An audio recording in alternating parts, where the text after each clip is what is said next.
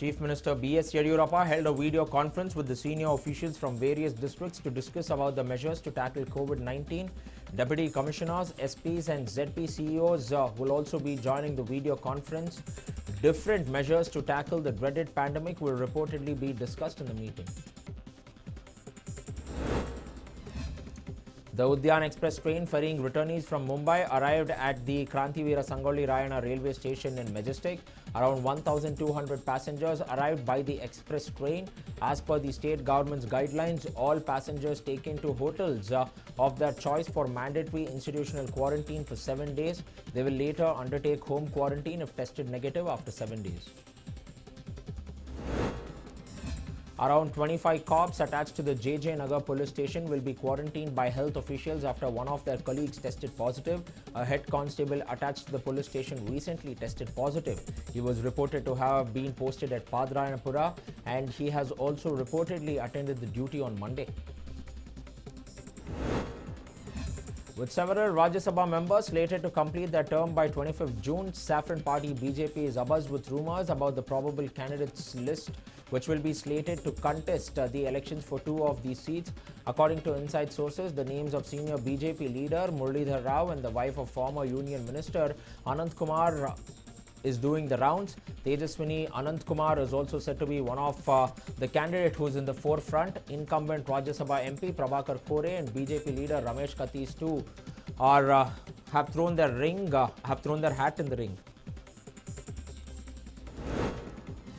With BMTC resuming its service across the city, the Transport Corporation has deployed a special squad to ensure the enforcement of health safety measures. Accordingly, the team will ensure that both the BMTC staff and passengers follow the safety guidelines laid out at the bus stations and board the buses. ಪ್ರಯಾಣಿಕರು ಗುಂಪಾಗಿ ಕೂತಿರ್ತಾರೆ ಅವರನ್ನ ದೂರ ಅಂತರ ಕಾಪಾಡ್ಕೊಂಡು ಕೂತ್ಕೊಳ್ಳಿ ಅಂತ ಹೇಳ್ತೀವಿ. ಆಮೇಲೆ ನೆಕ್ಸ್ಟು ಬಸ್ ಸ್ಟ್ಯಾಂಡ್ಗಳಲ್ಲಿ ಪ್ರಯಾಣಿಕರು ಯಾವುದೇ ಒಂದು ಗಲೀಜಾಗಲಿ ಮತ್ತು ಕೆಮ್ಮೋದಾಗಲಿ ಉಗುಳೋದಾಗಲಿ ಆ ಥರ ಮಾಡಬಾರ್ದು. ಆಮೇಲೆ ಬಸ್ಸು ಪ್ರಯಾಣಿಕರು ಹತ್ತುವಾಗ ಮತ್ತು ಇಳಿಬೇಕಾದ್ರೆ ಅಂತರ ಕಾಪಾಡಿ ಇಳಿಬೇಕು ಮತ್ತು ಅಂತರ ಕಾಪಾಡಿಕೊಂಡು ಹತ್ತಬೇಕು. 2 Mumbai returnees managed to escape from the KRS railway station to avoid institutional quarantine. The incident occurred when a few returnees got into a heated argument with the officials after they refused to pay the BMTC ticket of 100 rupees. Passengers arriving from Maharashtra as of now are undergoing institutional quarantine only for 7 days. But after the criticism that 7 days is not a sufficient period to test if a person is infected by COVID-19, the government now is mulling to increase the number of institutional quarantine days for the suspects to 14. The row over Yelahanka flyover being named after Veer Savarkar is increasing with intensity with each passing day. While a few members from the Sri Rama Sena tried to erect a name board of Veer Savarkar near the Yelahanka flyover, the police stopped them from doing so. With this, there was a chaos-like situation prevailing near the flyover for more than an hour. From Tuesday, over 4,000 buses have begun functioning in Bengaluru, and according to the state government's orders, around 75 AC Volvo buses have also been functioning. The buses will reach out to passengers in all the nooks and corners of Bengaluru. There have been a few meetings being conducted across the state by loyal BJP leaders without the notice of the newly inducted BJP MLAs. When asked about the same, BJP MLA Umesh Katti is reported to have said that he would not like to comment anything on such secret meetings. Umesh Katti has also reportedly added that he would communicate everything only to the party high command. Many pro-Kannada organizations were found protesting against the Yelahanka bridge being named after Veer Savarkar.